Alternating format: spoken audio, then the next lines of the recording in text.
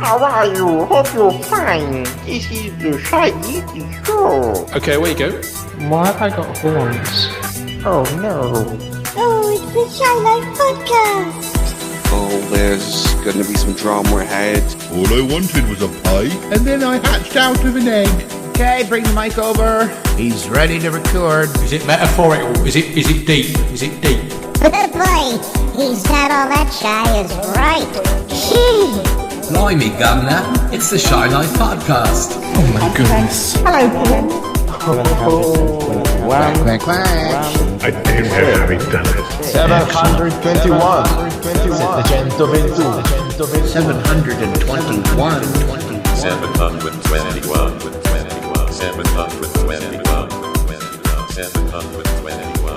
Bonjour et bienvenue au podcast The Shy Life.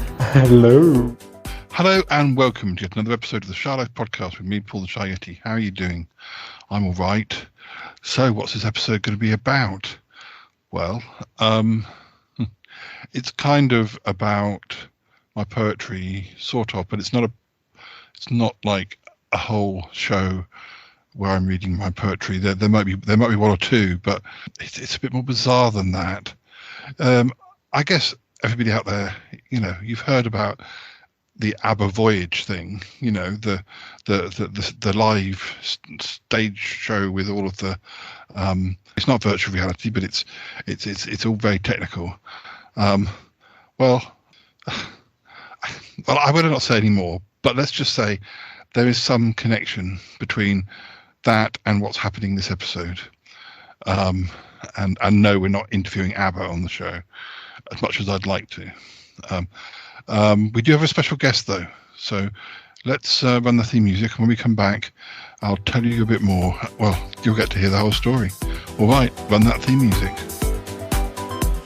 Darling, it's the Shy Life Podcast. Keep it rolling, keep it rolling. Yes, but it's a positive thing, Paul. The highlight, the Shy Life. I'll go anywhere for a potato. Delicious.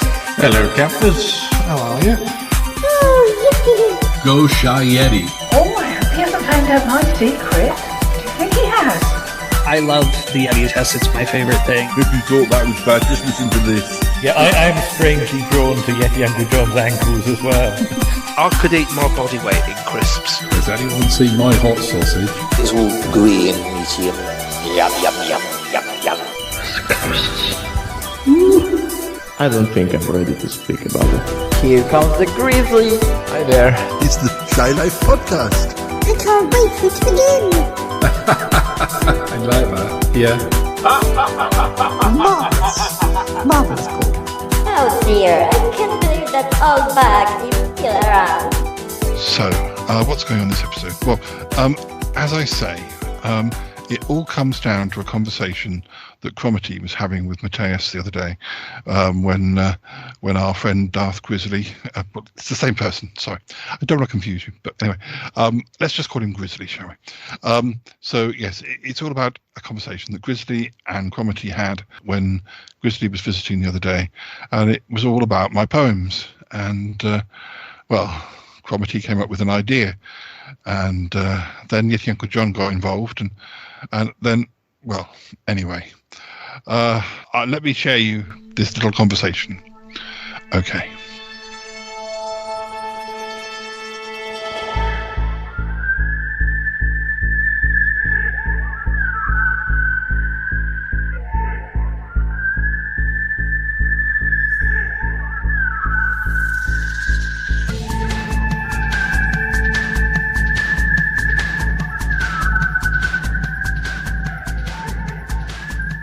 Oh, well, Grizzly, it's very nice to have you back again. No, it's always nice to meet you again and visit you in the UK. Yes.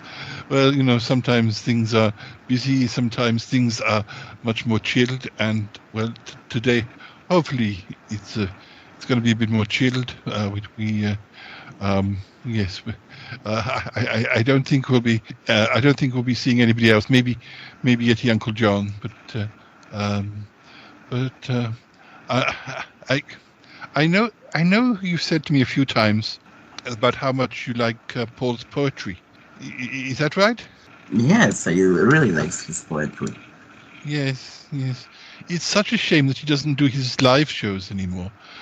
He used to do them up in London, but well, one reason or another, he hasn't done one for quite some time. I mean, obviously he does poetry shows like on the podcast, but that's not quite the same. It would have been so nice if you could have seen him at the Poetry Cafe. Oh, that would be marvelous. Yes. Well, I mean, he's not going to go up for an open mic night thing, because partly they're so crowded, and it's a very short amount of time. When he used to go there, he used to have the whole evening to perform, and I just don't see it happening now. I mean, prices have gone up so much. It's a lot for him to get around and sort it all out and organize it. It's quite tiring. But I mean, I think his last proper show at the Poetry Cafe was one of the very first episodes of the podcast back in 2016. Yes, maybe we should have a flashback to that. I wonder. Yes, I think we're just going to have a flashback.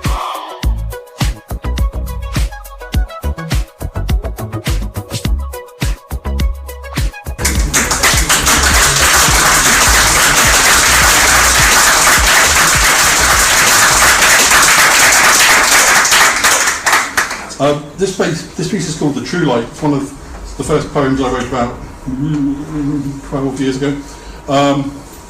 And it sort of started kicking me off to write more and more poems. So this is the one you have to blame, really.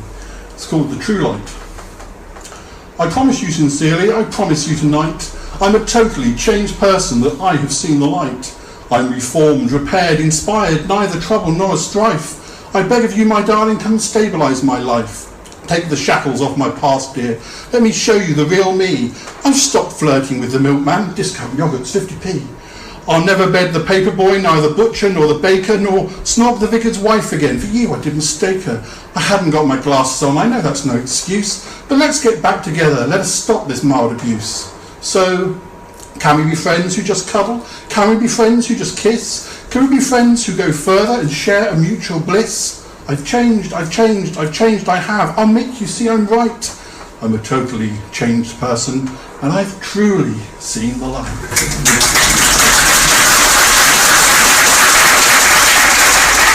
Well, this one's even older. This one's pushing 25 years old. I wrote this at school.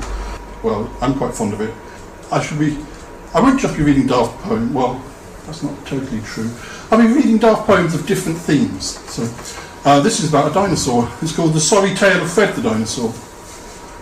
When Earth was young, when Earth was small, there was hardly anyone at all, except a dinosaur named Fred, who was an attractive shade of red. See, life for Fred was rather boring, and so he stood and took to roaring.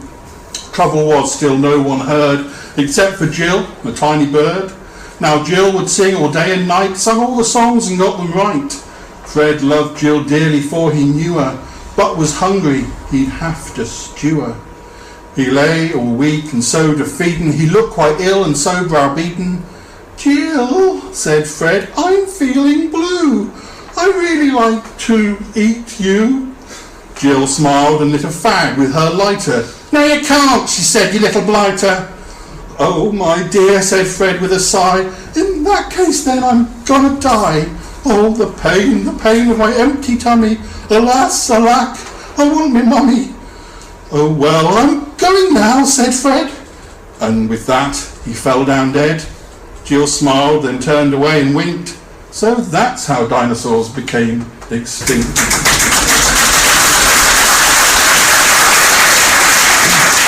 This is a poem about travelling to different cities.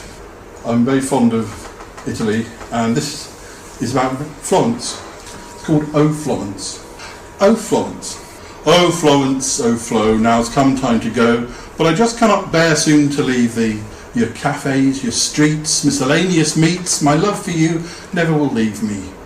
Oh Florence, oh Flory, a love greater than Corrie, and more than EastEnders or Dallas. Your bridges, your domes and old stately homes, street singers with voices like Callas. Oh, Florence, Florana, our love's a nirvana. Come home with me, let's be at one.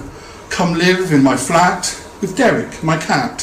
So together our love will grow on. Oh, Florence, oh, Flor, true love can't ignore. You send me. It's hard to behave, kid. Want you all, every alley, and be extremely pally with even your statue of David. So come with me, Florence, our farewells and abhorrence. Yes, come with me, bring all your peoples.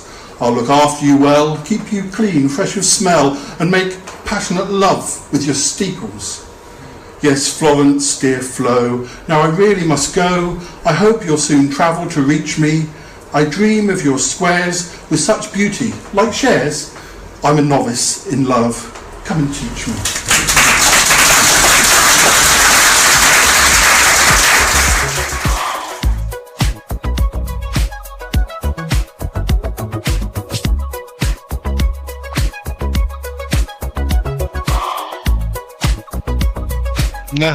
Yes.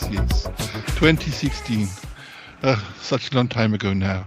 But yes, that was the last time he did an actual live show. I think he did some sort of reading after that, but that was his last proper show. I suppose all of podcasting and YouTube videos and things, they've all sort of taken over. Although he used to do his poetry shows at the same time as he did his Yeti location videos, but we're talking 10 years ago now. Things were different. He was younger. Oh dear. But oh dear. I just think there should be a way that we could somehow bring his poetry back to the 2020s. Don't you think? Yeah, I think we could make something like virtual holographic thing like ABBA concert or something like concerts in Fortnite. Ooh, Paul likes Fortnite, so maybe he would read his poems in Fortnite on the scene. I think that would be a good idea. I really do. But I mean, yes, he's Yeti, but I don't think he's Fortnite famous, let's say. I can't see them doing an animation of Yeti for Fortnite. I really think that's a bit beyond him. But as for, I don't know, as for doing a sort of ABBA thing, I mean, it's very, it's difficult. It's also, he's not ABBA famous either. I guess we could ring the ABBA offices and just ask if there's any way that they could just knock up a Yeti for a one-off show. But I think it's kind of unlikely. But there must be something we can do. Something maybe not as expensive or sophisticated. But I wonder if if we can even get him to do a little show here. But people have suggested it, and he's always making excuses. So I don't know. Here he comes now. We can ask him, I suppose. Paul. Oh, hi, Cromitty. Hi, Grizzly. Sorry, I've just been talking to Dealey about his wardrobe. His wardrobe. Yeah, the clothes he wears. But he doesn't wear clothes, Paul. Oh, he does. It's just that they do tend to be dark grey and white fur clothes. There's dark grey and white jackets, dark grey and white shirts, dark grey and white T-shirts. People don't notice. People don't look close enough. I'm trying to get him to try different colours, but he's a cat who's stuck in his ways. Oh, Paul, you can't make Dealey change the colour of his fur just to please you. No, not to please me. I just think it would be nice for him. Why get stuck in such a similar wardrobe all the time? Oh, dear. Anyway, what have you two been up to? How's it going, Grizzly? Well, yes, I'm very pleased because I can meet Cromitty again, and you. It's always lovely to see you again. Well, we might see Yeti Uncle John later as well. I wasn't going to bring anybody else up this time. I thought it would be nice if it's just us this time. Just just the house, because it gets busy really, so busy, and what with everything going on with Ick, and he needs time to get back to normal, and I think us turning up all the time, I think Ozzy's finding him quite a handful. But so we'll see. I mean, if they turn up here, then that's fine. Or if we get a phone call or anyone rings up and wants to say hi, then fine. But we could just have a chilled out weekend. Yes, that's a good idea, Paul. But Grizzly and I had a nice idea. Oh, what? Well, you have a fan of your poetry here, so if we're having a quiet weekend, why don't you just read some poems? Oh, really? Aren't there enough videos of me reading poems? Grizzly, have you watched them all? Of course, multiple times. Well, what about all the podcasts I've done with poems on? Obviously, I'm a big fan of your poetry. I just think that I mean, I could do, but it's not the same. Just sitting in my living room and reading it, it's not. I mean, I don't know. I think that's something that I'm done with. I mean, performing and things like that. You've got the podcast now. I don't know. Maybe. I guess. I mean, I've got all my books here with me, so I could. But well, Paul, the thing is, we had a fun idea. Oh, really? A fun idea? What sort of idea was that? Well, we were thinking about ABBA Voyage, with the virtual reality thing. I know it's not virtual reality; it's something else. But did you want to go and see that? Well, that might be nice. I've still not seen it yet.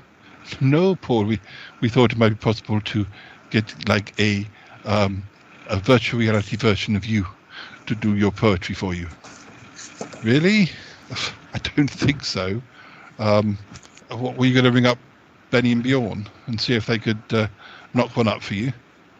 Well, we did actually talk about that, but now you say it like that, I think perhaps that's unlikely. But maybe I could come up with something.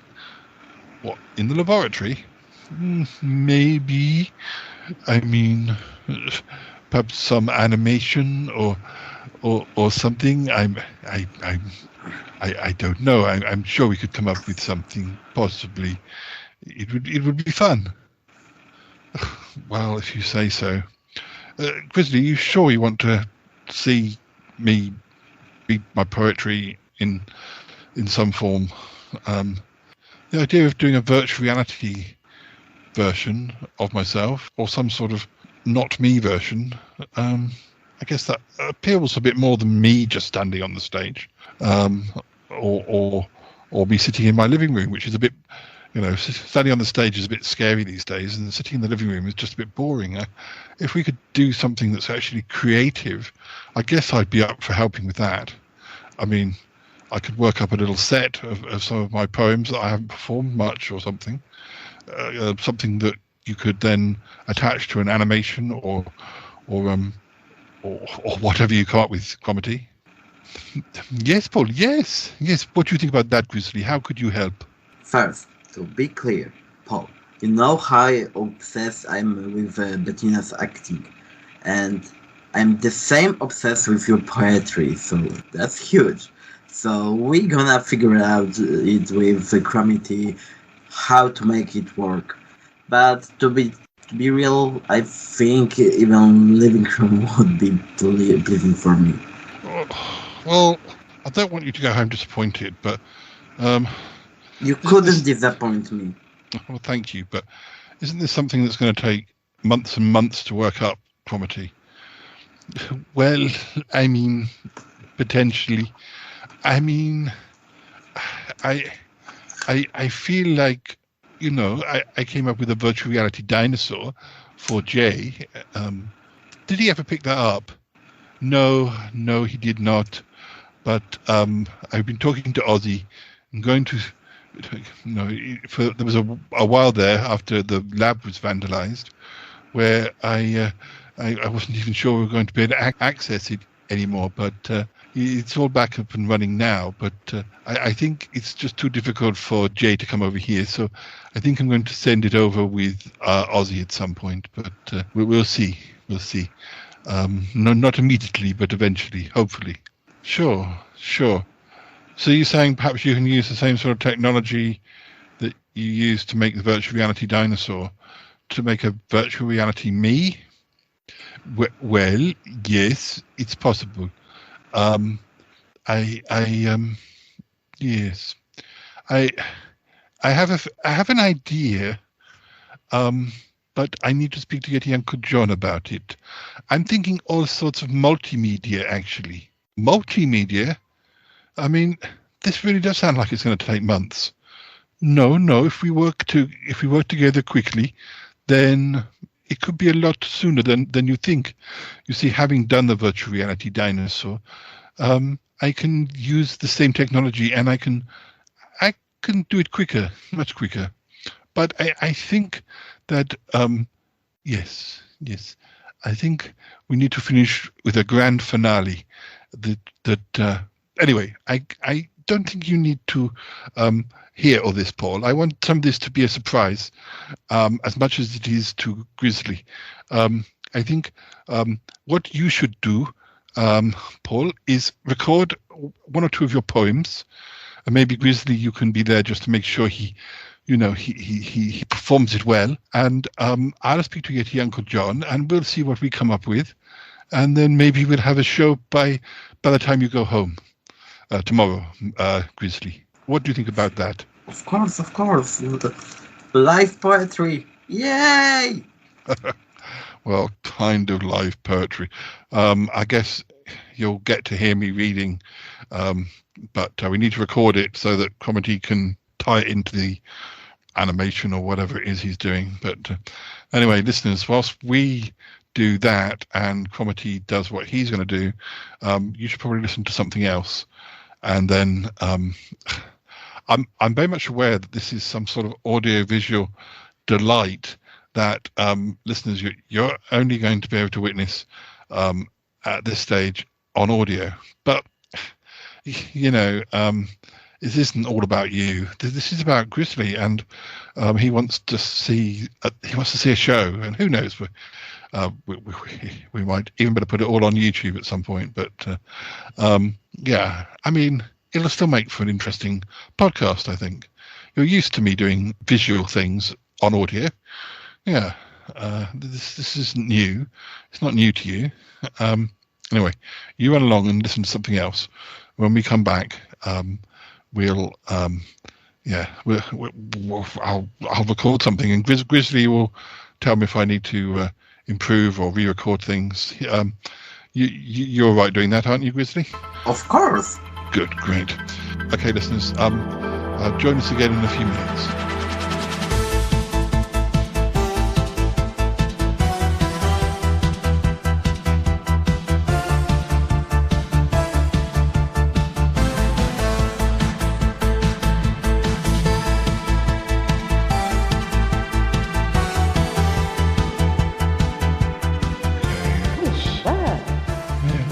Welcome back to the show. Let's fuck again. Hi, listeners. We're back again for some more extra material with Grizzly, and we're doing Call My Bluff again. We're hoping to do better this time. I mean, it's hard to do worse, seeing as in the last two games we've got 3 out of 10, then 2 out of 10. This time, I still don't really like the idea of using the hint. But I think if we both agree, if we're both stuck, we don't have an opinion, then we'll use it. But I don't think we should use it every question. We should just use it when we're really okay. Well, we can't decide. I'd like to see what sort of hint you get, but I'm just worried it'll be too much of a hint. I don't want us to do well artificially. But I mean, do you agree with that? Sure. Okay. Let's roll. Okay, the first word is umbra, which sounds familiar to me. But with U on the beginning? Yes, UMBRA. Okay. An umbra would normally be found close to a Stone Age settlement. It was their trash pile. Or the best use for an umbra would be in a woodwork shop. It is a small file used to remove burrs from chisels. Or, to the people of the Upper Nile, umbra was the familiar name of the god of prosperity. Each family would have a small statue over the door.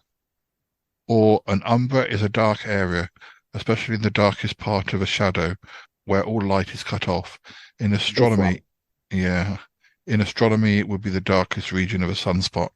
Yeah, I think that's right too. For me, it's related to magic. So yeah. I feel like I might have read about it I did read a horror book recently by James Herbert called Moon. It could even be that that word appeared in that. I was playing a trilogy of games where I was one of Umbra witches.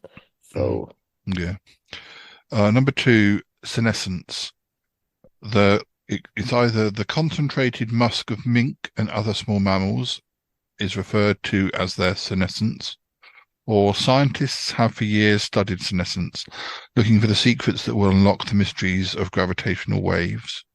Or senescence is of concern to everyone on the planet. It simply means growing old. Or a senescence, as most people are no doubt aware, is the term given to a meeting of senior members of a spiritualist church. Well, why would most people be aware of anything to do with the spiritualist church?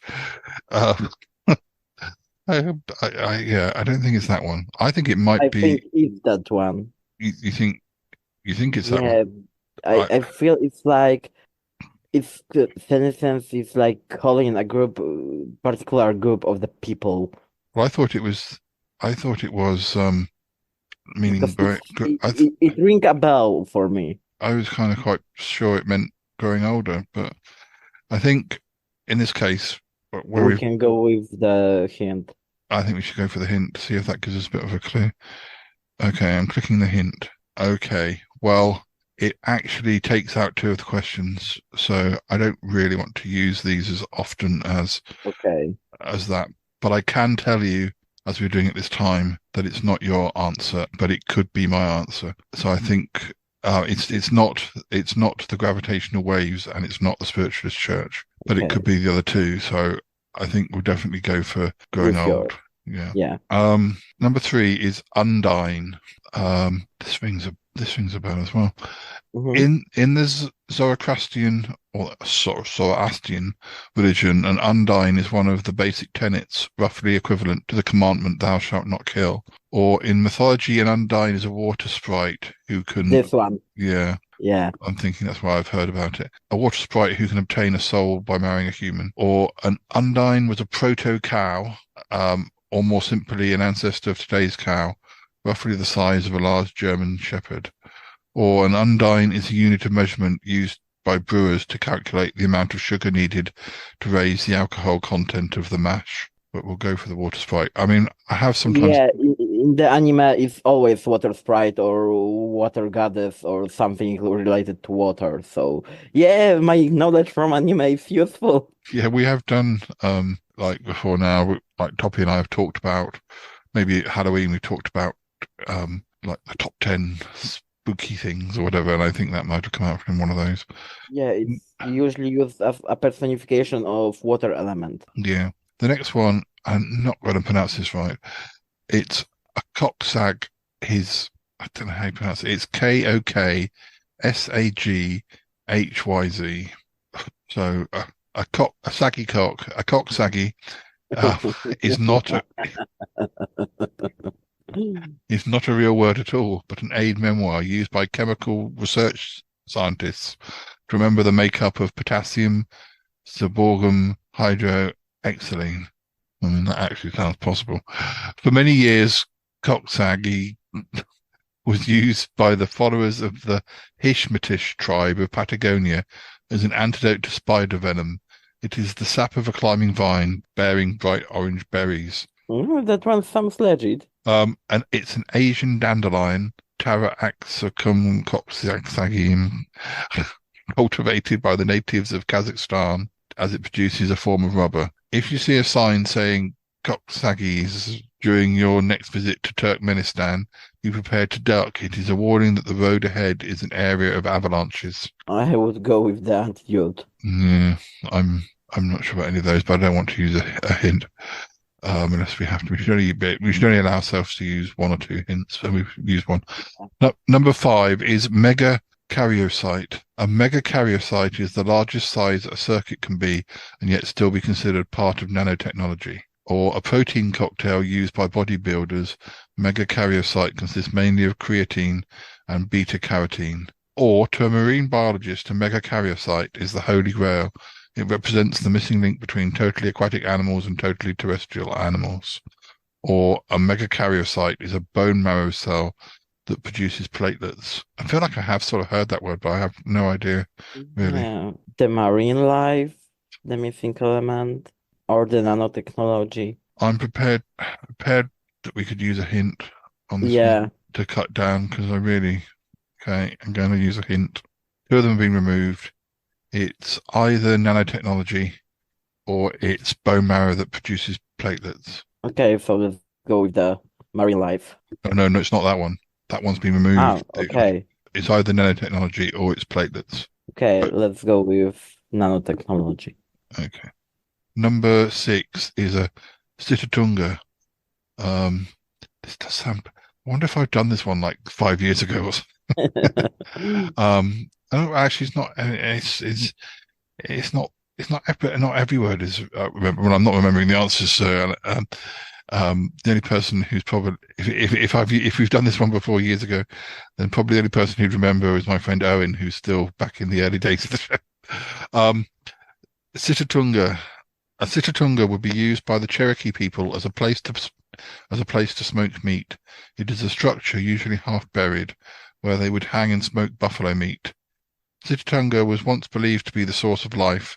The ancient Celts offered up sacrifices to him of sheep and goats to guarantee good fortune in battle. In Japan, a Sitatunga is used in the art of bonsai. It is the shallow tray in which the tree is cultivated. Or the Sitatunga is an amphibious antelope found in Central and Eastern Africa.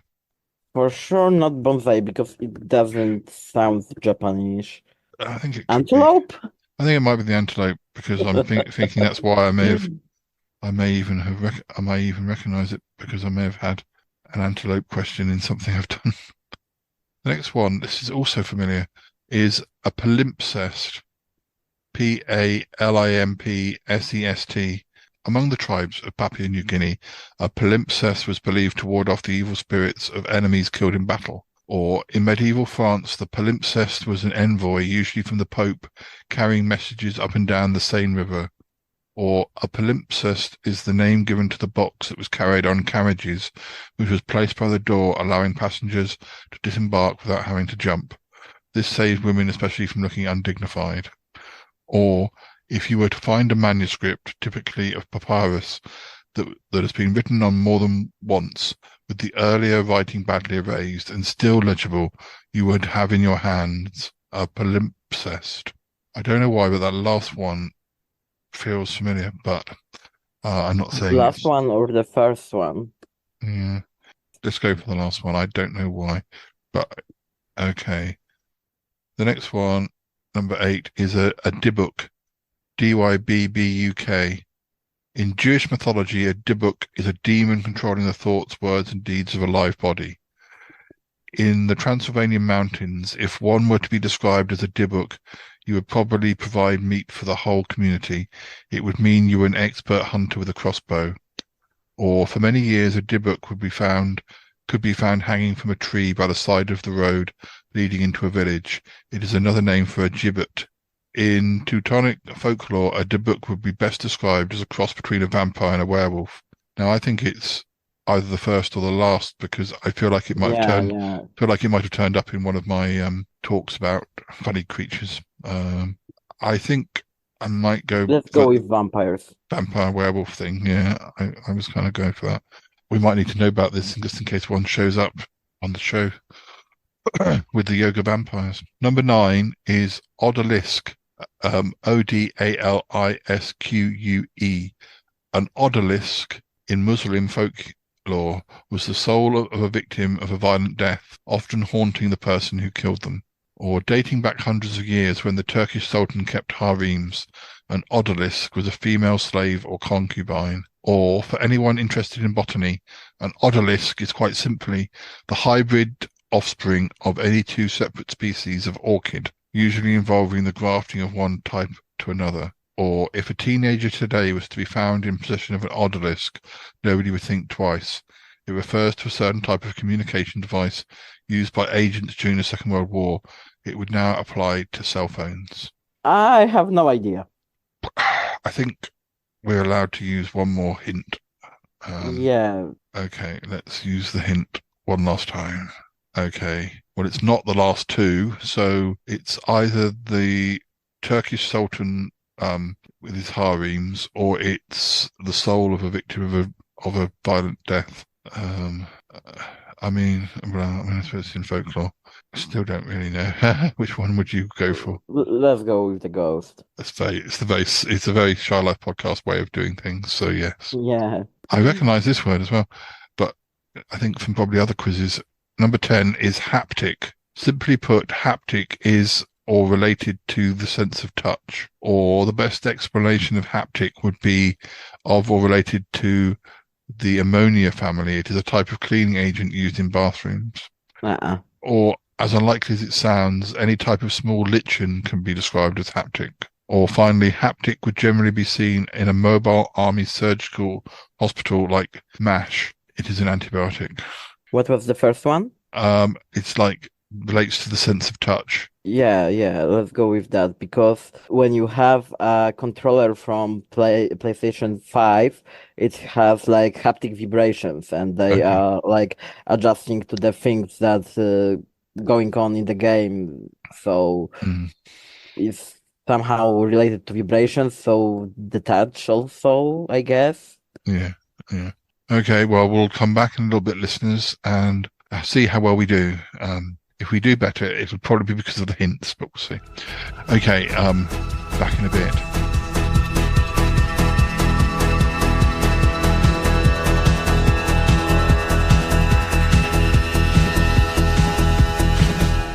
Yeti Uncle John? Hello? Yeti Uncle John, is that you? Well, yes. Who do you think you'll be? Well, I just wanted to speak to you. I have a little idea. It's all a bit short notice. Grizzly wants to see Paul perform his poetry, like he did in the old days. Oh dear, what's wrong with the man? Yes, well, I thought you'd say that, but I wondered if you could help, because Paul doesn't want to just perform on a stage, but he has agreed to record some poems, and then I will use the technology that I established when I did the virtual reality dinosaur, but I'll do a virtual reality Yeti. Oh, really? It sounds like a lot of work. Well, it won't be as much as you think. I can scan photos. The software will sort of do a lot of the work for me. But Paul, he will actually record the poems. It's like our version of the ABBA Voyage thing. Oh, yes. Oh, yes, I wanted to go and see that, but I haven't had a chance. Well, come to the show and see a virtual reality Paul instead. Oh, how wonderful. Anyway, how can I help? Well, I know how artistic the magpies are. And, well, I just wondered if I have this idea for the grand finale. It shouldn't take as much work. They must have access to art materials. Well, yes, they do. Well, good. Let me tell you what I'm thinking of, and see what we can do, huh? All right. Anyway, we must do it offline. I don't want the listeners to hear. Oh, are the listeners listening? Hello, listeners.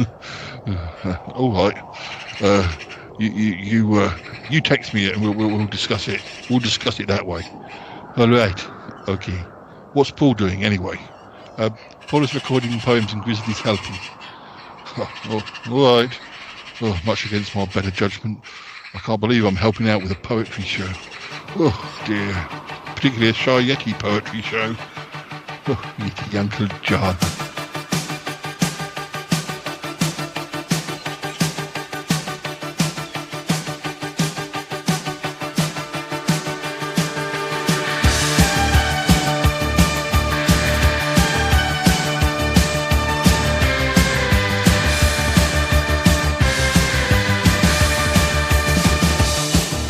Well, Grizzly, I've shown you how the recording booth works. So, are you okay with, just, you only really have to sort of keep an eye on the volume levels, press record. Any questions? No, I think I figured it out. Okay, well, going to have to record quite a few to get the whole show. I want to do a proper set. I don't know, 10, 15 poems, maybe a bit of an encore, because, Cromitty is going to have to program it all in. And I understand that the computer should be able to sort of do most of the work for him once he has the actual visuals he wants. But I still got to record the poems. But it is important you keep an eye on the the recording levels so that we don't have. I'm bound to make mistakes, but I can edit. I can edit all of that later. But we'll see. So, are you ready? I'm ready. Okay, if you press record. Okay, it's that button. Okay, Yep. It's recording. Okay.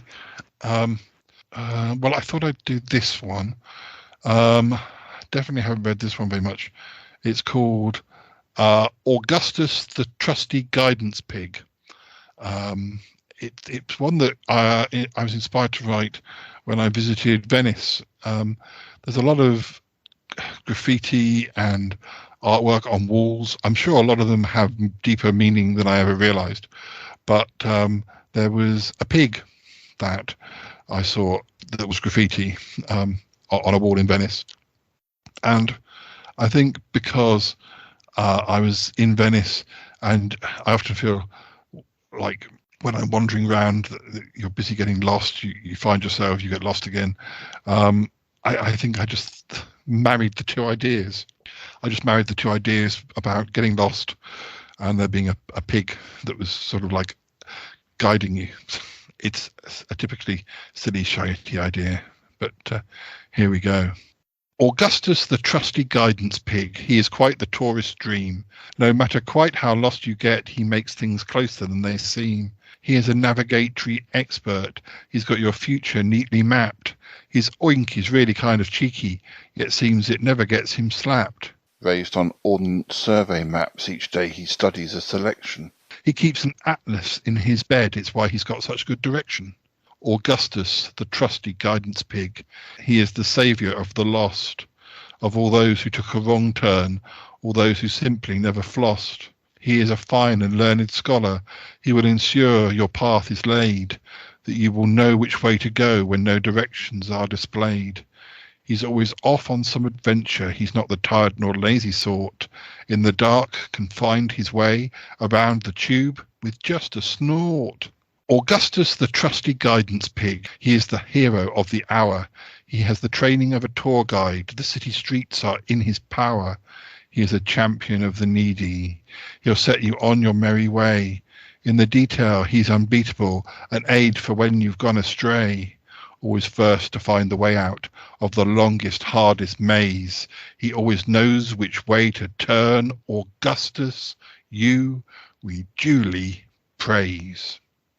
Okay, I think one take would be enough. Let me see what else I've got. Okay. How did that seem to come out? Was it all right? Yeah, it's okay. Let me know if it looks like it's all good. Don't worry. Okay. Here's one. Is it still recording? Yeah, it's still recording. Okay, I'll do this one. It's called Crashing Boars. This is from 2004, so it's 20 years old. Crashing Boars. Crashing boars will fall the hardest the higher up they've gone. Victors mock the vanquished, depending just how well they've won. Vicious dogs will bark the fiercest if you show how much you're scared. Ex-lovers oft more spiteful when they know you really cared. Fake tears may flood a river when they're cried so strong, so hard. Crappy writers write a sequel when believing they're the bard. Yes, poets, girls and dogs and stuff can drive you off your nut. Best pretend you cannot hear them. Just make sure your eyes are shut. Crashing boars should be avoided. Mustn't be allowed to pounce. When they fall, remove their trampolines. That way, they'll never bounce. Okay. How did that one come out? Does that seem to be all right? Yeah. Good. Let's see what else. I could do this one. Do Yeti wear pajamas? All recording okay? Everything seems to be fine. Good. So I just want to check. Here we go. Do Yeti wear pajamas? Do Yeti wear pajamas, or would they simply be too warm? Would they need a large umbrella if they were caught within a storm? Would they wear nothing more than socks in the deepest mist of winter? Would they view a bedroom farce, or are they far more into pinter? In the summer, is a bobble hat the order of the day? Would they eat a peach or pear, or just prefer a Milky Way? There is much that's still a mystery about the Yeti and its thinking. Can they floor some errant villain quickly just by simply blinking? Can they read your mind completely? Would they do so for a bet? Oh yes, there's still so much we need to know about the Yeti yet. Do Yeti wear stilettos, even though it makes them totter? Do they read a little Shakespeare, or much prefer a Harry Potter? Do they like to sing to rock, or their voice is far too croaky? Will they croon to "I will eat pies" each time they go to karaoke? It's hard to guess what makes them tick, if you should catch one unawares. Are they relaxed or very vain about the greying of their hairs? There is so much that's still unknown about the Yeti and their living. When it comes to birthday presents, are they really very giving? Do they like their curry spicy? Do they love their coffee wet? There is oh so much we need to know about the Yeti yet. Do Yeti wear galoshes, or are their feet just far too wide? Would they look dead good in white, just like some sweetly blushing bride? Would they ever try their chances pirouetting in the ballet? Do they ever take vacations out to Paris or to Calais? Or is it simply much too hard? Do other tourists rudely stare? Well, a Yeti wouldn't want to cause a fright or badly scare. There is still so much to learn about the Yeti and its ways. No, they're never really fierce, and being nice not just a phase. Well, they often seem quite sad, as if they're filled with some regret. There is still so much we need to know about the Yeti yet. Do Yeti wear suspenders just to keep their assets snug? Do they ever seem quite distant? Do they crave a friendly hug? Do they like to share a story of fine days long since passed by? Would they take a bath in treacle? And if they did, do tell me why. Are they fresh and lemon smelling? Or are they sadly pretty stinky? Are they ever so straight-laced, or really, truly rather kinky? As they gulp down cups of tea deep down beneath their perfect sheen, there is so much under wraps about the Yeti's odd routine. Would you like to get to know one? Would you like one as a pet? Well, if you did, maybe you'd learn the truth about that sly old Yeti yet. Oh dear, oh dear. How did the Sandoval seem? Yeah, everything sounds great, but I'm not sure if it recorded. There's some icon blinking, and probably there was no more space to record anything new. We've done 3, so we've still got a long way to go, but let's keep going. I'll record one more, and then the listeners can can shuffle off and see how Cromity's getting on. And yeah, maybe you can go and check on him as well, whilst I run through a few more. But we'll record one more, and then we'll. I think I'll do another Yeti one. Is it okay if I start?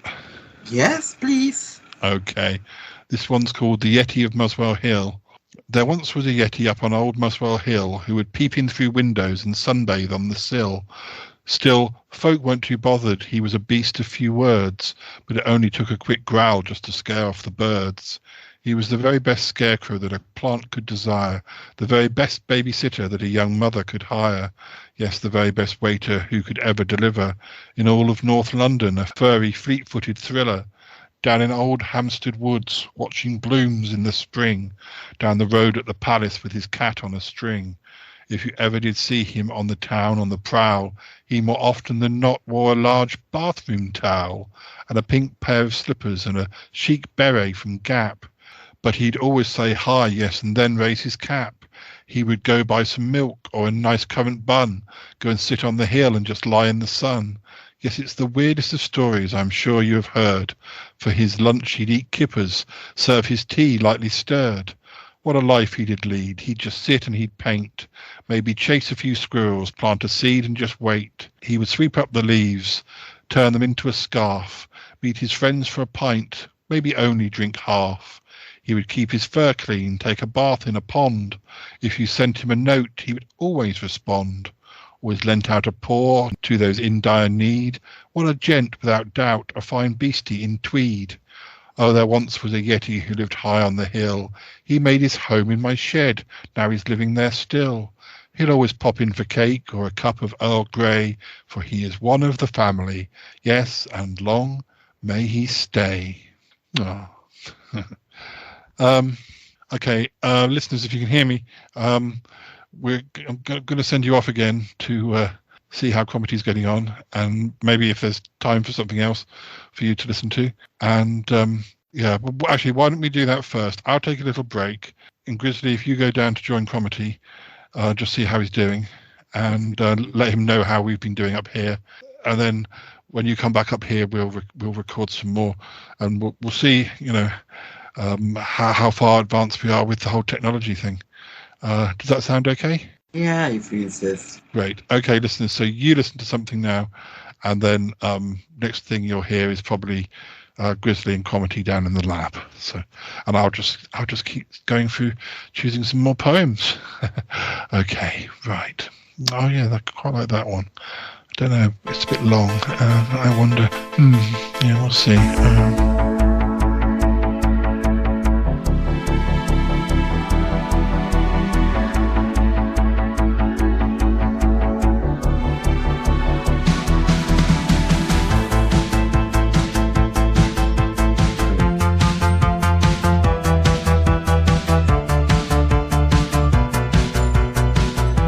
Okay, we're back and we're going to submit our answers and see what happens. I'm pressing the button now. Well, we've definitely done better. Whether it does relate to the hints, we'll see. We can remember which ones we did hints for. But anyway, the first one is Umbra, and we said it was a dark area, like part of a shadow. Were we right or were we wrong? Ding, ding, ding, ding. We were right. An umbra can also be the completely dark portion of a shadow thrown by a heavenly body during an eclipse. I've 89% of people got that one. I think. Yeah, our paranormal expertise was useful here. Yeah. Number 2 was senescence. We used a hint here. We did use a hint here. We said it simply means to grow old. I think if you hadn't have had a different opinion, we might have gone for this one. But did we get this right or wrong? Ding, ding, ding, ding. We got it right. But I don't think that we needed the hint.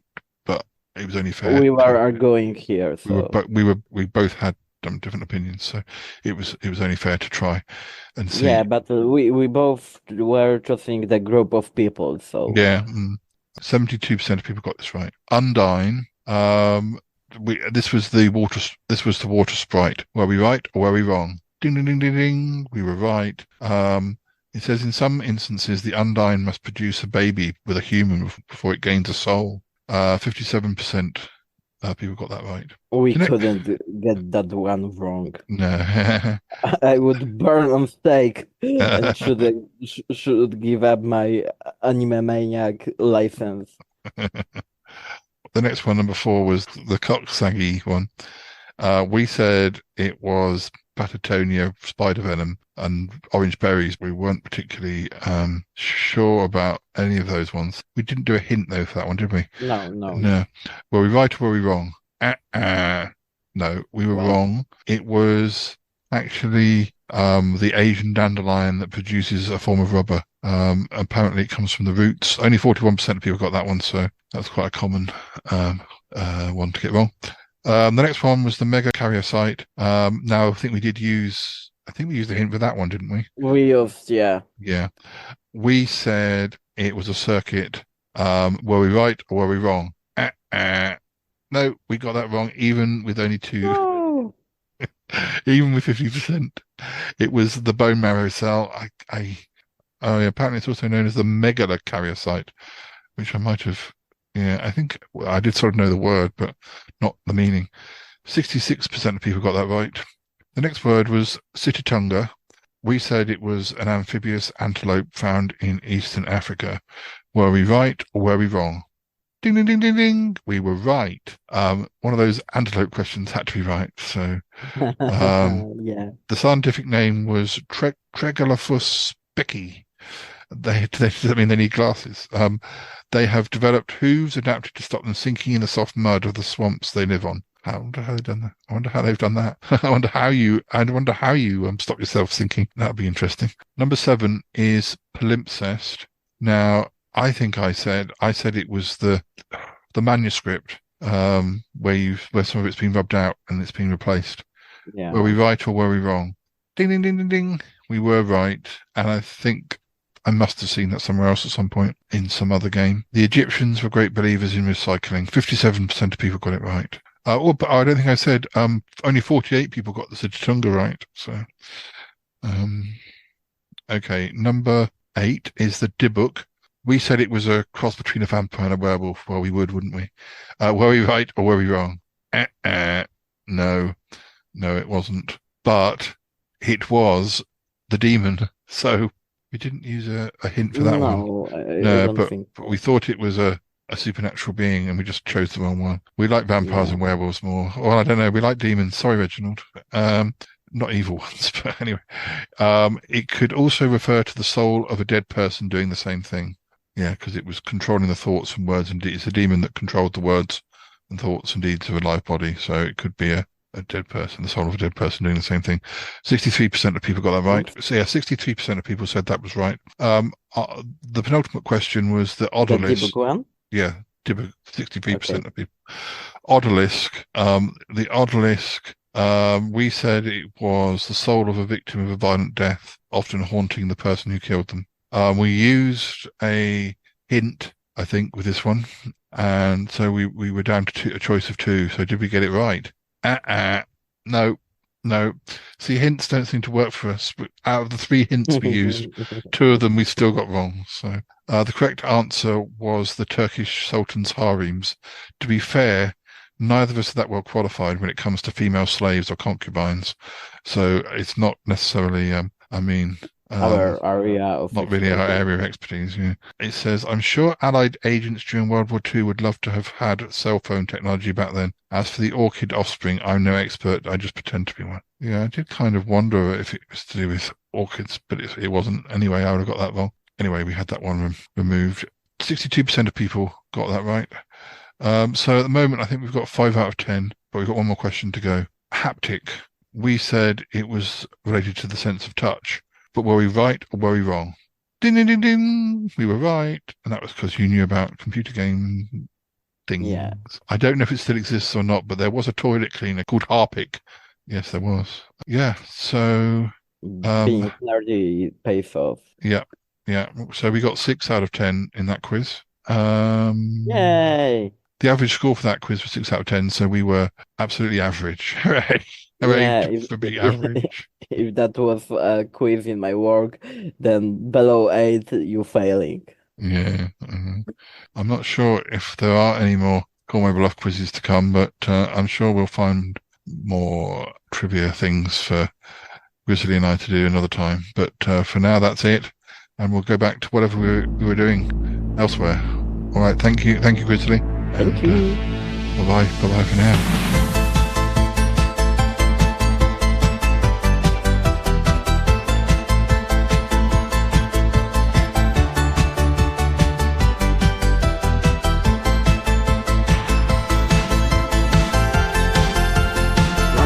Are you here? Oh, yeah. I'm here. Come in. Oh, how's it going with the recording? Yeah, it's going great. Paul seems to enjoy his poems. I think that once he starts recording them, I'm sure it probably is something he does enjoy more than he realizes. But he always says he makes lots of mistakes, and I mean that's only because he doesn't practice enough. I know he never knew his poems off by heart, but I'm sure if he read them more often, then he wouldn't stumble over the words as much. Anyway, we can edit him anyway. So, yes. Things are going quite well here. Come and have a look at the screen. What do you think of that? Do you think it looks like him? Yeah, pretty much, but he should be more fluffier. Yes, you're probably right. Okay. What if I just tweak this? Have I made him too tall, too fat, too thin, what about the color of his baseball cap and the color of his jersey? And I keep changing, and I keep thinking is when you change one color, you think, oh, I should change this, and actually, I need your opinion. I think, how does it look at the moment? He has a blue. I'm just telling the listeners if they're listening. He has a blue baseball cap. He has a T-shirt with a bear logo on it, and he's got some sort of quite smart but baggy jeans, and some Converse trainers. It does look very much how he used to dress in the noughties, but I think that's what we're going for, huh? Yeah, the clothes and colors are great, but he's too tall and too slim. Okay. Well, I can squeeze him down a bit. You tell me when to stop. Squeezy. Okay. Okay. And let me do something with the belly. Okay. I think we're going for a naughty's belly, not a teen's belly. So take that into consideration. But I'll make the belly a bit bigger, little bit bigger. Tell me when to stop. Proceed. Tell me. Okay. Yes, we don't want him to look like a balloon. Yes. I heard back from Yeti Uncle John. I think things are going fine with him. Well, I don't want to say too much, but yes, we have a wonderful idea for the finale. Most of the show will be, this animation, and I do have different clothes, so he will probably there will be something that breaks up so he's able to, I don't know, spin around a bit like Wonder Woman and change his clothes. We can play with these things. The software is, as I say, quite adaptable, and it shouldn't. Once we have this, template, it should be quite easy to marry up. The actual computer program will just to make the mouth. Like mime the words that Paul is saying. All we have to do is load the file into the template. The template will do all the hard work. It's amazing. I shouldn't really say that thing is my program, but you tell me how amazing I am. Go on, tell me. You're going great. Can one of the suits be a Carbar onesie? Oh, again. I guess so, if that's what you want. Yay! Thank you, Kermit. Oh dear. Okay. Well, I think that maybe I need you to take some prints over to Yeti Uncle John. So I think maybe I can't leave the computer, but he must have these designs, and I don't want to email them in case they get corrupted. Will you go over to Yeti Uncle John, please? Try not to spoil too much for yourself, but they will be working on something for me that isn't virtual reality, but they need to, well, you go over there and just I'll text him and say, and he won't let you into the studio, perhaps. Okay? I don't want you to see too much, but I do need you to go over there. I'm sorry. Okay, no problem. Okay. Right. I'll keep working on this. You take it's that envelope on the table there. Thank you very much. Then I suppose you'd. I'm sorry, this is not the relaxing weekend I was thinking it was going to be, but hopefully it's fun. It's really fun. Good, right. Well, then you'll have to get back, and hopefully Paul will have made a final choice on the poems, and you can record. Record those and get that in the can, and then we can put it all together, and hopefully tomorrow we can have the grand performance. But I'm hoping that the weather will be good enough so we can stage it outside. But and that the Yeti Uncle John is making a stage by the Magpie Hut. That's what he's doing, but the magpies are very busy themselves. That's all I'll say. But anyway, if you hurry over there and then get back to the studio, I'll see you at dinner, I expect. Okay. Don't okay. See you later. See you later.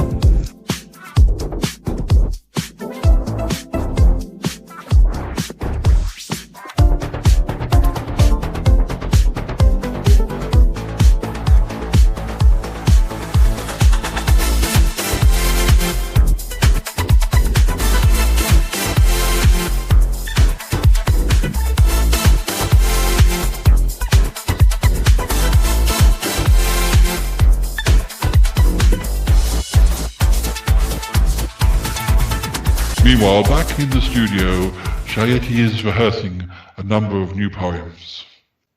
I've got to get these right. I want to. The recording needs to be quick, and I need to not trip over my lines. But I've got a selection, yeah,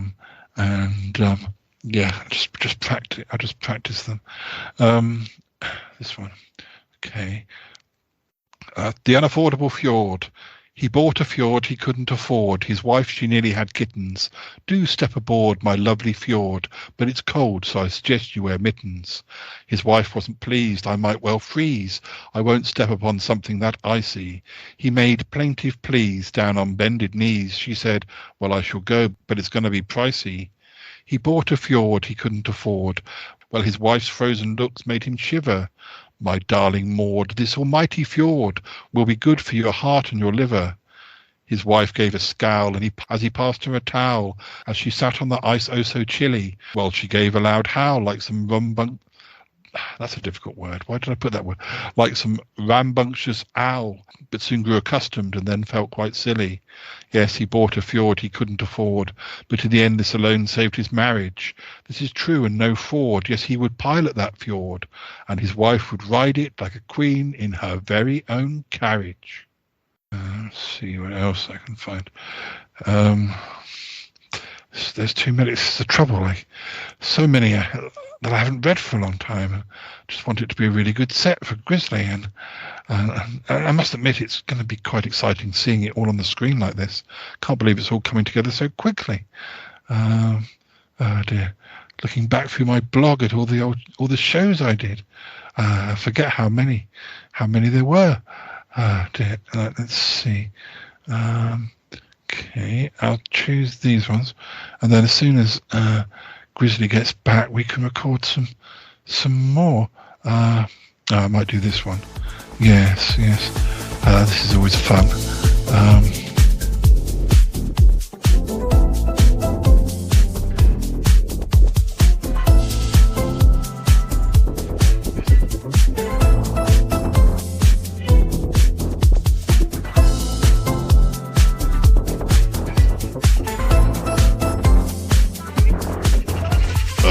Grizzly, is that you out there? Hello, Yeti Uncle John, it's me. Good. Well, don't come in. You're not allowed to see things. There's things going on inside, and you mustn't see because it's all part of the big surprise of the finale of the performance. Have you got the envelope? Yeah, it's here. Good.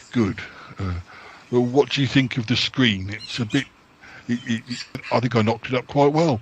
I was going to call Martin to help me, but I decided I could do it all on my own. Seems good and solid. Yes. Well, I got it from IKEA, so it all came out of the box quite easy. Oh dear. Magpies. It's fine. We've got a visitor. No. Yeah. Sorry. Yes. Well. I can't really stop to talk. I've got to go back and help with the magpies. But thank you for bringing that over. These designs are very nice. The quality's doing very well, I think. Yeah, he's doing really great. Oh, yes, good. Well, you need to get back to the studio and make sure that Paul's ready to record more stuff, I suppose. Yes, I'm heading back. Thank you, Yeti Uncle John. All right. Yes. See you later. Dear. Yeah, he's gone. It's fine. Yeah, we can do a test. Yeah, we can test it out. Yeah, no, he won't be around. Come on, birds.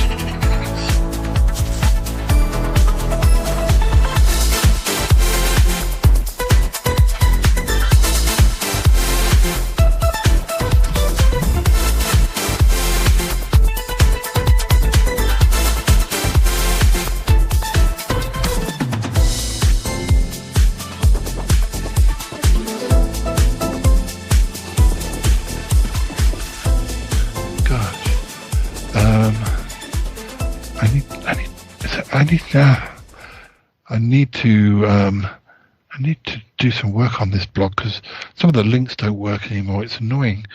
I suppose I've changed things so much over the years. Here's my next gig at the Poetry Cafe is Wednesday, 16th of September. What year is that? 2009, I think.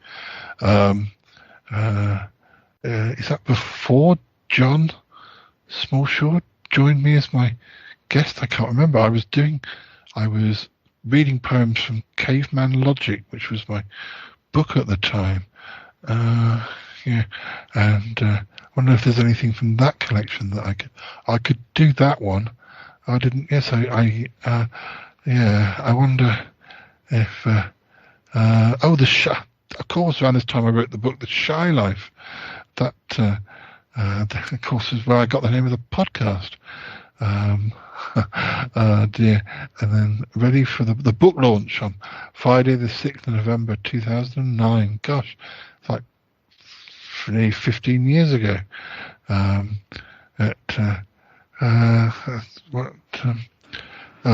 hope I've done. Yeah. Oh yes, of course. Do Yeti wear pajamas? And the mouse. I was busy with the Mouse of Commons at the time, of course. Hey, Paul. Sorry, Grizzly, you made me jump. Sorry, I got distracted looking at my my blog, but I do have some poems ready. If you're how's Cromarty? How's Yeti Uncle John?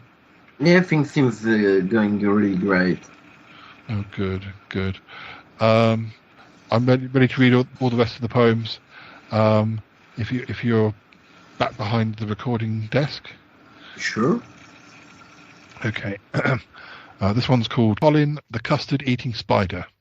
Colin's a spider who likes to consume as he sways on his web in some dusty old room. He does not like prunes and he cannot stand mustard, but what Colin adores is a bowl of cold custard. He will not eat peaches, he can't abide cream, and he doesn't think cakes are as nice as they seem. No, he won't lick the bowl for just any dessert. No, it is only thick custard that can keep him alert. It is only cold custard that makes him feel merry. No, he will not eat chocolate nor some lone loganberry. Colin's a spider who's fond of his grub, but he won't eat takeaway nor have food down the pub. No, he won't sit and blub. No, he won't look disgusted. He'll just pour from the fridge a large bowl of cold custard. He will not eat worms. He can't stomach elastic. If he chewed on a shoe, things would be a tad drastic. Neither toad in the hole or Tabasco are favoured. It's no to corn on the cob and food synthetically flavoured. It is only cold custard that makes his day better. He avoids every cheese, yes, especially feta. Colin's a spider who's fast and he's greedy. His 8 tiny legs, they're so hairy, so speedy. But he doesn't act needy, he can always be trusted, because what is good for his soul is a bowl of cold custard. He will not eat sweets, he won't choke down eclairs. He will not eat cherries in bunches nor pairs. There is no way on God's earth that he'll gobble mince pies, and he's not one of those spiders that would ever eat flies. It is only cold custard that he'll gulp back in haste. 'Cause Colin's a spider with quite specific taste. How was the recording levels? Okay? Everything seems fine. Good. We're going to have to keep pushing on. I've only got another 20 or 25 maybe to do, and then we can pick the best. But I hope this isn't boring you. No, never. It couldn't bore me. Good, right. I'm going to do the next one now then. My creative GNU. This is about a friend of mine, my friend Lee, who he used to play on the phrase creative guru and instead say that he was my creative GNU, which is obviously an animal. It's just a silly thing. So I decided to write a poem. My creative GNU, he is there to advise. There is none that I know who is nearly so wise. Yes, his knowledge is special, dare I say it, essential. There's no doubt this GNU has fantastic potential. He is a creature of vision, and that vision won't blur. He's the one who designed the brown bear's booming gur. He's the one who foresaw last week's new biggest hit, and who fashioned instructions which taught me to knit. My creative GNU, he is quite unsurpassed. Tapping into his talents, cross your paws that they last. My creative GNU is full of creations that are brilliant and new. His ideas are the kind that cannot be berated. Yes, they're clever and wholesome and never X-rated. My creative GNU is a wonderful beast, so superbly inventive once his thoughts are released. His ideas can't be faulted, they're always precise. There's no doubt my GNU whips them up in a trice. Of his skills, oh so modest, not some arrogant boaster. He's the one who invented the time-travelling toaster, the one who came up with vegetarian ham, with the pocket-sized pie and with self-spreading jam. My creative GNU, he's a wonderful fellow. His ideas should be bottled and captured in jello. My creative GNU is full of creations that make you go, woo! His ideas are the sort that cannot be insulted, as he ensures that all cats cannot be catapulted. My creative GNU really should be saluted. He's a force to be reckoned with, not a force to be muted. With his grandmaster plan, he will solve all our woes. There's no doubt this GNU will be missed if he goes. Such a great inspiration, my dear pal, mon ami. It is he who ensures that ham tastes really hammy. He's the one who designed buffalo underpants, bobble hats just for moths, pogo sticks used by ants. My creative GNU, there's no end to his wonder. It's a talent to celebrate, which he knows not to squander. My creative GNU, he is full of creations, brainwaves that just grew. His ideas are the type only GNUs seem to fathom. I'm not sure how they do it, I'm just glad that they have 'em.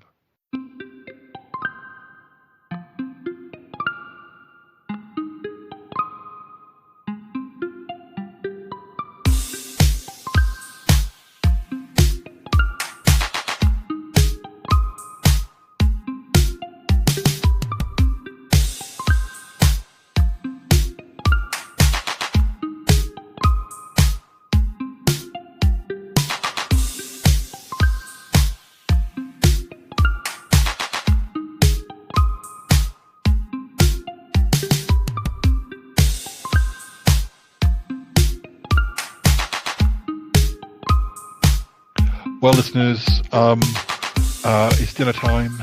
We've just had a rather nice meal that Cromitty cooked for us. Thank you, Cromitty. Oh, it's my pleasure. My pleasure. I'm surprised you had the time. What with doing all the animations and everything. Well, you know, that's the software. Did a lot of it, but I'm surprised you still have a voice after reading all those poems. I know it was quite a lot, but Grizzly, thank you so much for keeping an eye on the recording and keeping me sort of G'd up and cheerful when it was quite tiring to do it, all in one go. But you did very well putting up with it. Oh, it's my pleasure. Thank you very much for being there and recording for me. And Yeti Uncle John, everything okay your end? Everything okay with my end? Yes, it is. Thank you very much. Rather personal question to ask a gentleman. You know what I mean. Well, yes, everything is fine. Well, listeners, it's time for us to say good night. But when you join us again tomorrow, it'll be time for the actual show. But you probably need to get an early night. We've got a busy day tomorrow. So yes, right, okay. Thanks, guys. Everything's definitely going to be ready in time tomorrow, do you think, Cromitty? Oh, yes, absolutely. Absolutely. The software is just processing all of your recordings. Okay. Wow. I can't wait to see it. It's the brainiest brain. It's a crazy appliance. It's as clever as heck. It's a wonder of science. You can start up a war. You can sit on the fence, but there ain't nothing artificial about intelligence.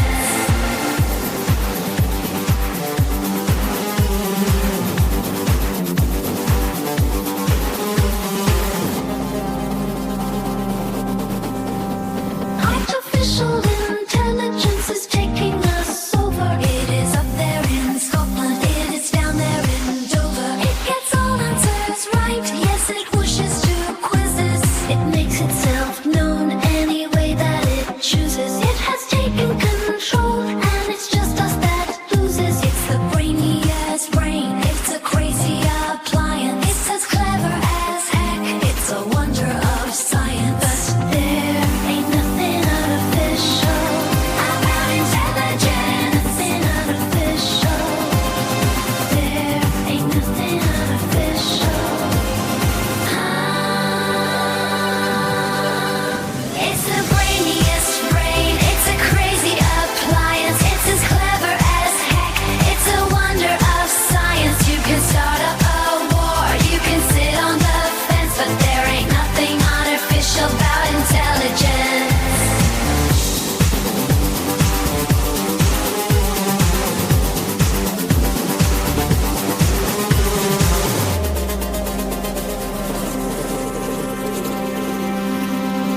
Artificial intelligence is taking us over. It is out there in Cardiff. It's still down there in Dover. It's always thinking of plans that makes each one of us dizzy. Oh, it never takes naps. It prefers to keep busy. It can build you a house. It can make you seem kinder. It can make you a profile on Facebook or Grindr. It's the brainiest brain. It's a crazy appliance. It's as clever as heck.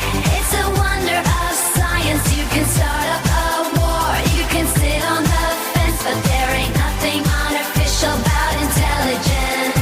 It's the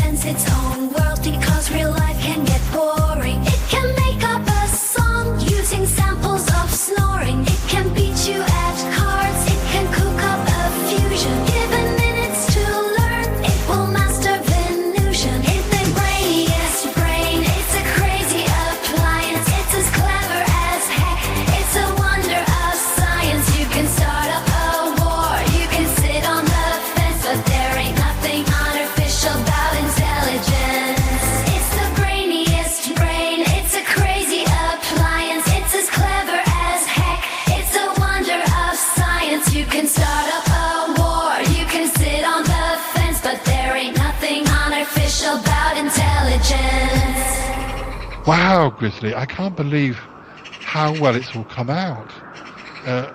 I mean, you saw some of the animation yesterday, or whatever it is, virtual reality. But I can't believe how it actually makes it look like it's saying what we recorded yesterday. I'm very impressed, even though it is me, kind of. Well, it's not just me. It's my words, but that software of Cromities. It's amazing. Yeah, it's very amazing. It looks much better than the prototype I saw yesterday. Yeah. Well, I think yesterday it didn't really have any have any words to sort of bring it to life, I suppose. It's going very well, isn't it, Paul? It is. It's kind of weird. I mean, I feel like we should perhaps take this on tour. Yes. Well, I mean, it's been very short notice. We weren't able to tell anyone. But yes, it does seem a bit weird standing in a field, just you, me, Grizzly, and Gravity, but and a few magpies. But well, consider this a trial run. Yeah. I think we could do this. Maybe at Bettina's house in her garden. Mix it with I don't know, one of her garden parties or something. Well, Paul, I'm glad you're pleased with it. I am, yes. Actually, talking about Bettina, in a way, what you've done is art, I'd say. Well, it's very kind of you. Yeah, well, I presume that Bettina still has contact with Max Dupre, her ex-husband, who owns all those art galleries. Maybe he'd even display. Maybe this could be part of it, like an art installation. I could be the centre of an art installation. Yes, but calm down, Paul.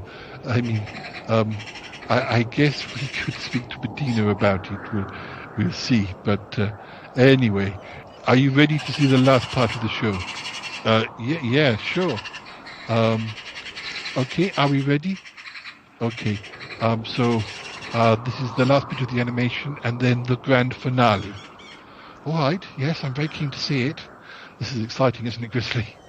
Yes, I didn't saw anything about that part, so I'm gonna be surprised to ask you. I'll have to make sure all the magpies are watching. The magpies are kind of part of it, actually, but... okay, Cromitty, play the next bit. All right. Oh, it's me again. Oh, it's not. It's me, but it's not me. Okay. Well, audience, this is nearly the end of the show, so I'm just going to read a couple more poems, and then I'm going to have to say goodbye, although I'm sure you know me by now. There's no use pretending that there won't be an encore, but anyway. My next poem is called Making Toast for the Enemy. I'm making toast for the enemy as a way to be nice, to set aside our dislike, to simply put it on ice. I'm quite aware of the past from experience I've learnt, but I'm keeping it open so the toast won't get burnt. I've softened the butter so it'll spread like a dream. I'm smiling my widest, whilst wishing death to the team. I've got jams of all flavours and some thick marmalade, so I'll make toast for the enemy, their every wish is obeyed. I'm making cake for the enemy as a way to seem sweet, as a way to get round them just to sidestep defeat. I'm quite aware of the tension that is rapidly brewing, but I'd rather not sit there just angrily stewing. No, I'd rather make cake. I won't bake in some grit. I won't fill it with poison, and I'll try not to spit. I'll make sponge to appease them, smooth some icing on top. If I make cake for the enemy, will the menacing stop? I'm making tea for the enemy, I'm quenching their thirst. I'm dodging their punches, but he'll come off the worst. Because my tea is not great, sometimes it's lukewarm at best. Either too sugary or strong, or simply too hot to test. Either too milky or sickly, I had better take care not to drop in a grenade that could blow off their hair. Because I'm trying to be kind, I simply must grasp the nettle. So I'll make tea for the enemy, yes, I'll just pop on the kettle. I'm making love for the enemy, I am nobody's dummy. I don't like giving kisses as a way to be chummy. I'm feeling uncertain about the dress I'm wearing. I'm a simpering princess, but inside I am swearing. while I'm sharpening my claws, for I'm nobody's sweetie. Seems there's no hope of peace, they have broken the treaty. But I'll flirt with them all and I'll take them to bed. So I'll make love to the enemy, but by dawn they'll be dead. Well, I think we've just got time for one more. And then I'll be going, but then I'll be back again.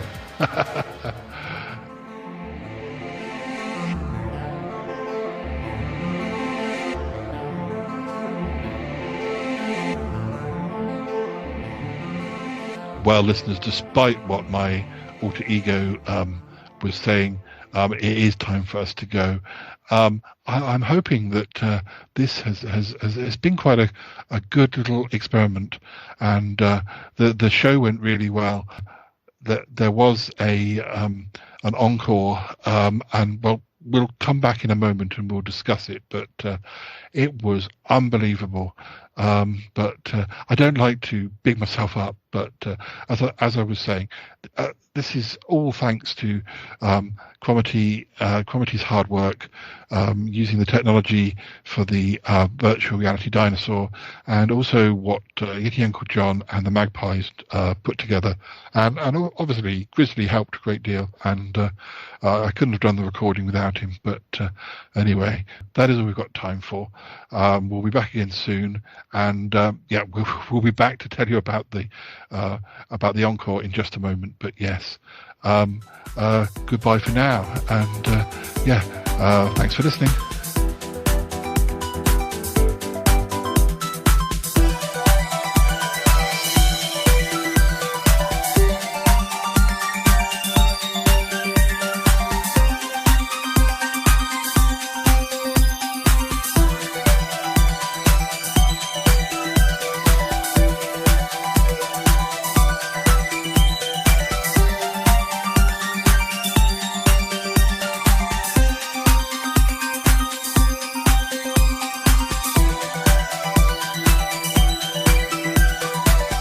So, listeners, yes, the encore. Well, I can't really do it justice, really. Hopefully, at some point you'll get to see it. But the encore wasn't actually the animation. It was like a really massive, I guess, like a puppet version of me.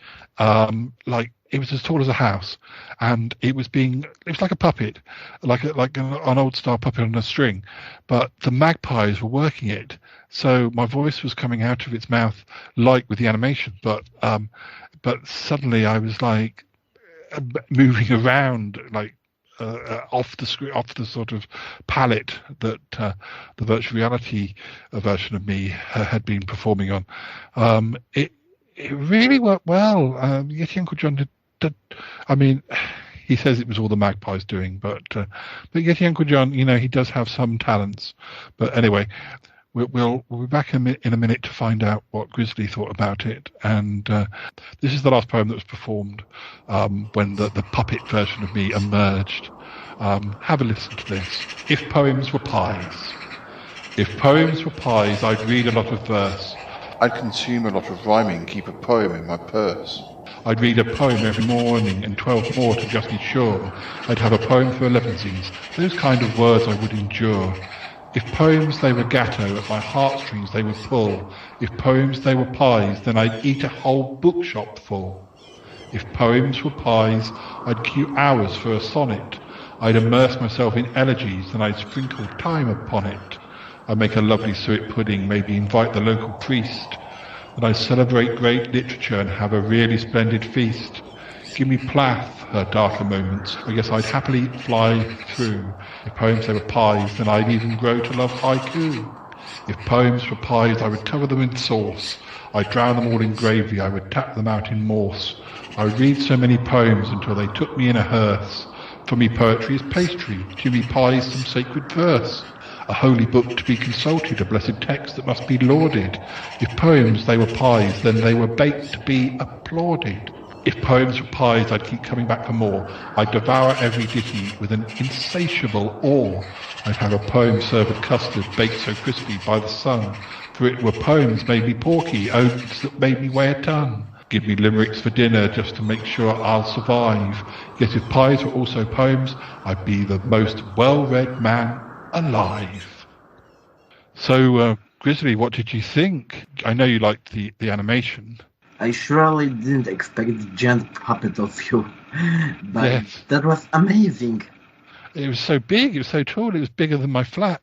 I mean, taller than the flats. Yeti Uncle John, I know you say it was all of the idea of the magpies, but you must have helped. Oh, I guess I did, yes, but the artistic side of things, well, obviously the designs came from Cromitty, but we had to sort of turn that into a puppet version of what was on the screen. And you did a very good job, Yeti Uncle John, all of you. Yes, I know, the magpies are very artistically minded, but I mean, you knocked up that stage so well and so quickly, and you helped them with so many things. And it's amazing that it came together so well. Yes. I was saying, it's a shame that it's just limited to such a small audience. We need to take it on tour. Oh, Paul, yeah, maybe we'll see. I think he's right. I don't see why not. What do you think, Grizzly? Definitely, more people should show it. Well, I guess we can see how it goes. Okay, well, I can hear the theme music, so it's time to be going. Thanks for coming over, Grizzly. I'm sorry it wasn't as quiet a weekend as we were expecting. I told you we never have a quiet weekend on the Shy Life podcast. Oh, I have a lot of fun, so thank you very much. I hate quiet weekends. Good. I gotta go now! Bye! I want to go with you! Gotta go! Bye! Goodbye. Yes, goodbye.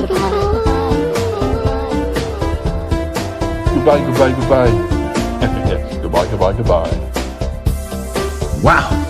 Really? No kidding. Thank you, darling. And you too. Bye-bye. This show is part of the Pride 48 network. Find more shows over at pride48.com. Oh dear. What's going on now? Oh, it's the Shy Life podcast. Let's go. I have a voice. I have a voice. You have a voice. You have a voice. We have a voice. We have a voice. Unique voices in podcasting. UnivazPods.net. That is so cringe, oh my god. You're a man of culture as well.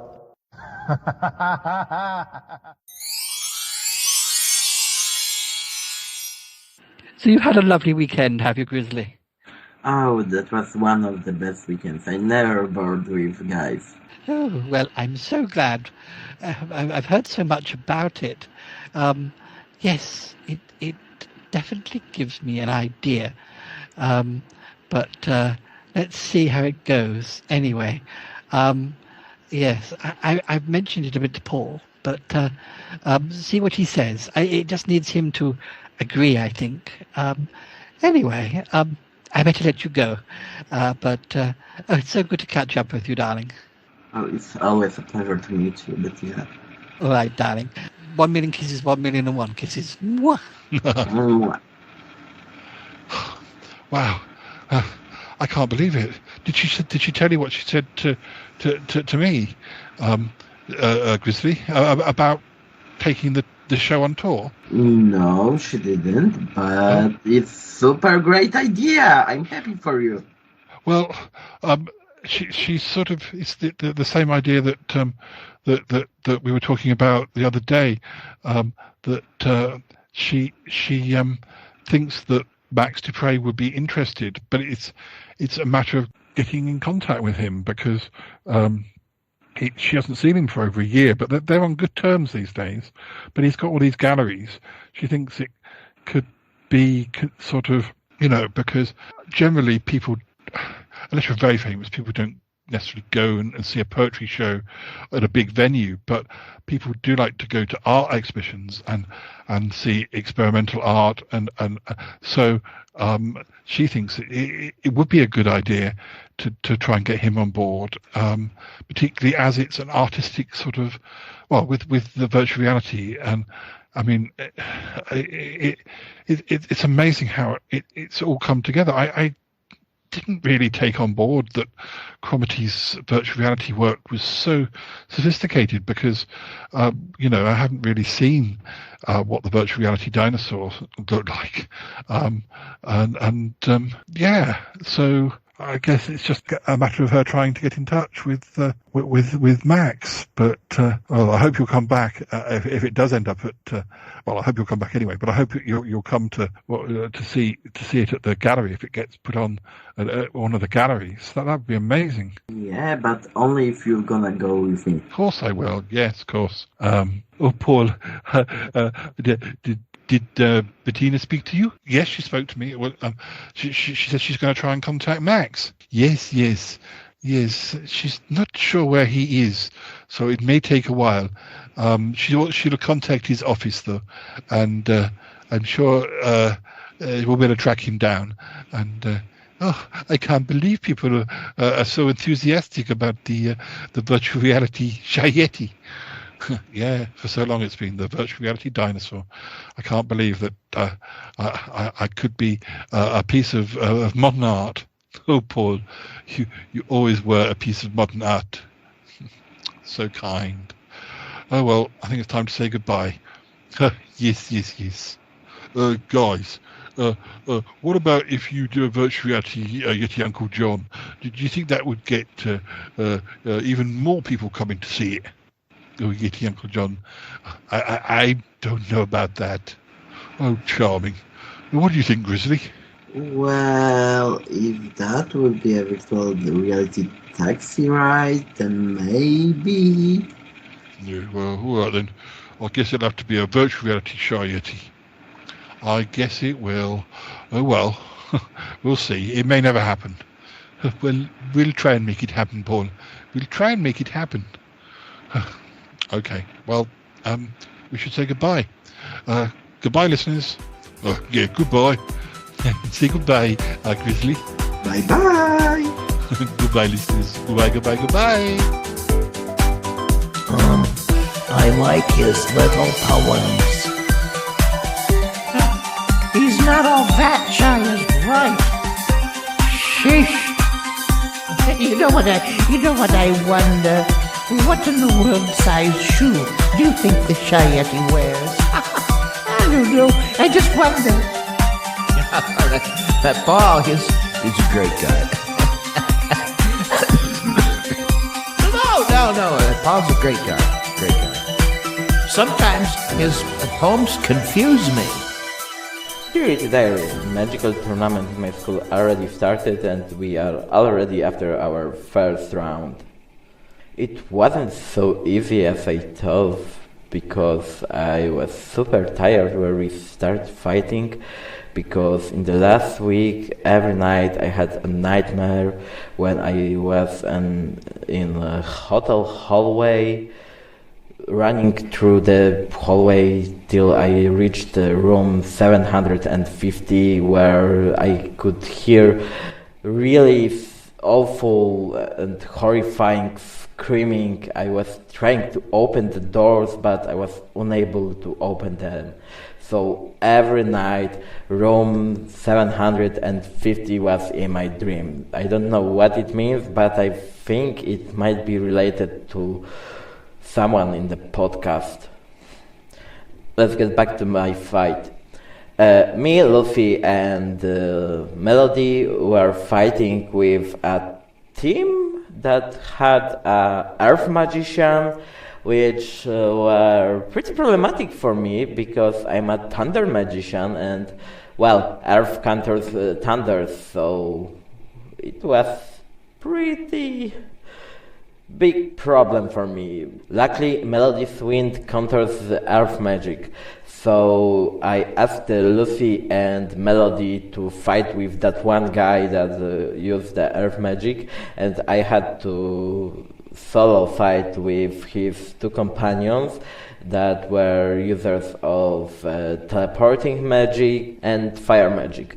Thankfully, my thunder magic and boosting my speed allowed me to knock out the teleporting guy before he was ready to swap places with the earth guy. I've got a little bit burned by the fire magician, but luckily my thunder reached him before he tossed me. Lucy and Melody knocked out their target in a blink. And that's how we won our first round in our Magican tournament on our magical school.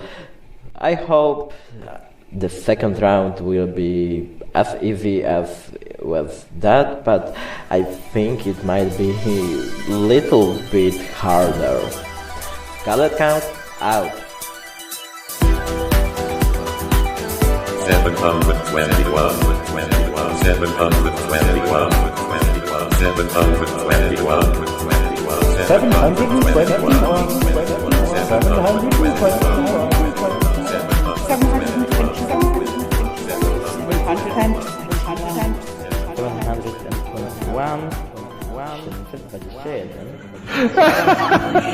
That is beautifully done. This is just the weirdest thing I've ever heard. Oh, hi, Cromitty. Hi, Grizzly. Sorry, I've just been, what